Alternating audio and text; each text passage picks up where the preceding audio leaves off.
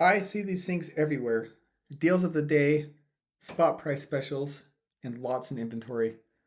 So in this video we dig in. There's over 100 years of history behind this design. There's a gold buffalo connection that most people never think about. And there's a real financial argument that I was dismissing too quickly. And there's a story behind the actual animal on this coin that's one of the stranger things I've come across while doing research for this channel.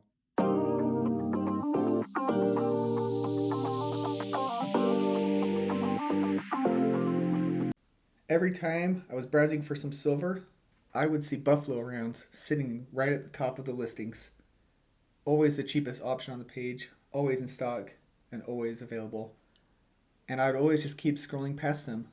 I was always more interested in buying Eagles, Maples, Britannias, the government stuff. The idea of buying a round for some reason from some random mint with no face value just did not appeal to me. But here's the thing, these rounds are everywhere. Every major dealer has them, and month after month, they're one of the top selling silver products.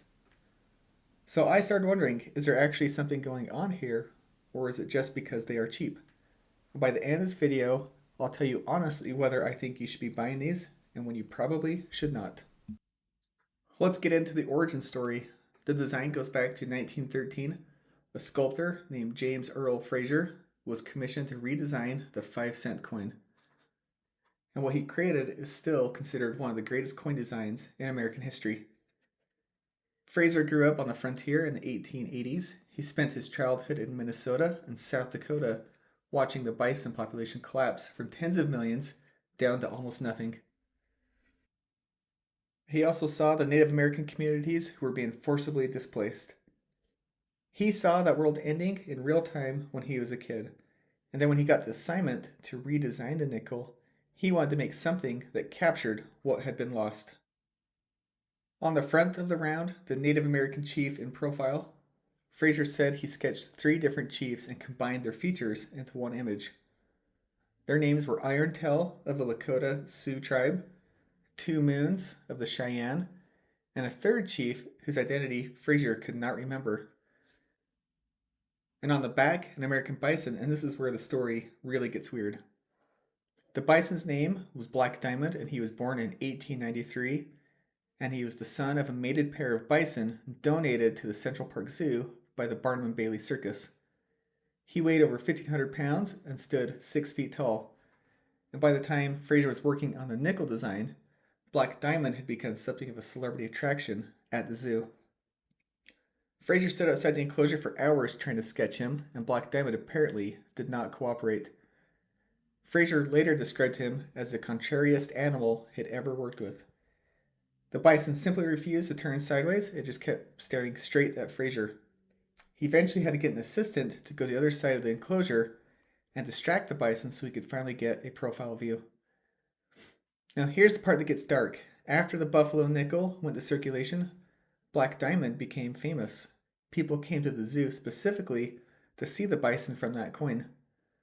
But by 1915, he was old and the zoo sold him. A group of citizens tried to buy him and save him and offered over $1,000, but the zoo had already sold him to a meat packing company for $300. He was slaughtered on 40th West Street in Manhattan, and his head was mounted. His hide turned into a car robe, which is apparently a thing. And eventually both items disappeared and nobody knows where they are. So that bison round, that design, his name was Black Diamond. He was born from circus stock, became a celebrity, and got sold for less than the price of a few silver eagles today. And then ended up as somebody's car blankie. Here's the thing about the buffalo nickel that most people do not know. It actually wasn't well received at first. Because he had made the design as a high relief, the design elements rose up above the protective rim, which made it visually dramatic, but also meant the date and denomination wore off really fast. People couldn't read their own coins. The mint tried to fix the dies, made some revisions in early 1913, but it was never fully solved. And after 25 years, the production run for any US coin, the mint pulled it from circulation, and in 1938 switched to the Jefferson nickel. Almost immediately, collectors started missing it. The coin was considered a problem while it existed, and suddenly when it was gone, everybody wanted it back. Collectors lobbied for years to bring it back. The mint eventually caved and issued a limited commemorative silver design in 2001, and they only made 500,000 of them. And then in 2006, something much bigger happened. The US Mint launched the American Gold Buffalo, and this is where I think a lot of silver stackers really miss an interesting connection. The Gold Buffalo was the first coin the US Mint had ever struck in 4/9 fine gold. Before this, the Mint's flagship gold coin was the American Gold Eagle, which is only a 22 karat coin. The rest is copper and silver alloy for hardness. The Eagle still contains a full troy ounce of gold, but the purity was lower than international competitors. And the reason why they went to 24 karat, they were losing sales. The Canadian maple leaf had been 4/9 pure for years, and international buyers specifically wanted pure gold, were choosing maples over eagles. The gold buffalo was the mint's direct response to that. The design they chose for this new flagship gold coin, for the most prestigious bullion coin the mint had produced in decades, was Fraser's buffalo nickel design. The same design that had been off circulation for over 70 years. Just so think about that. Of everything they could have used, they went back to a 1913 nickel. That tells you how deeply embedded this image is in American culture. Now, here's the key detail that explains why generic silver rounds exist at all. The buffalo nickel design is in the public domain. He created it in 1913, and copyright protection eventually expired. So now any mint can use it freely, no licensing fees, no government approval needed.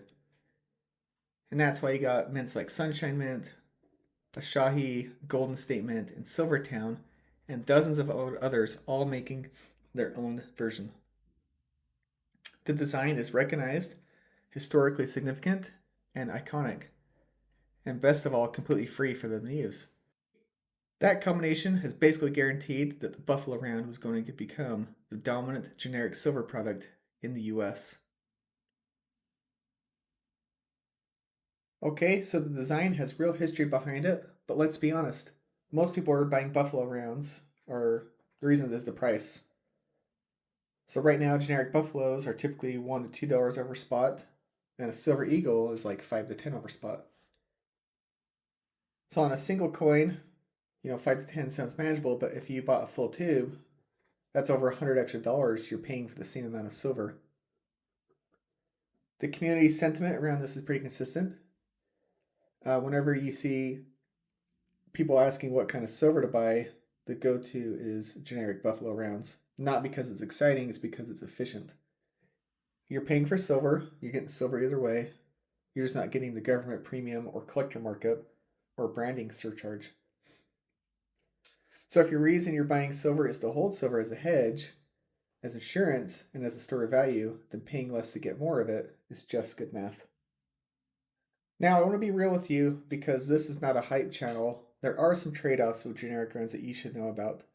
First is liquidity. If you walk into a coin shop with a Silver Eagle, there's basically no friction. Every dealer knows what it is, and they're going to know that they can sell it, so they're going to buy that no problem. If you walk in with a generic Buffalo, most dealers will still probably buy it. It's still 3/9 fine silver, they can test it, but some shops can be pickier about generics, so you might get a slightly lower buyback. Second, not all private mints are equal. Big established names like Sunshine Mint and Asahi are widely accepted and their rounds are trusted, but there are smaller operations whose products will get more scrutiny. So if you're buying Buffalo rounds, it's worth paying attention to which mint made them and not just whatever is the cheapest. And third, there is no numismatic upside. Eagle collectors pay premiums partly because there's collector value behind the silver, and Buffalo rounds have essentially zero collector value. You're paying for the silver content and not much else, and that's fine if that's your goal, but go in knowing that.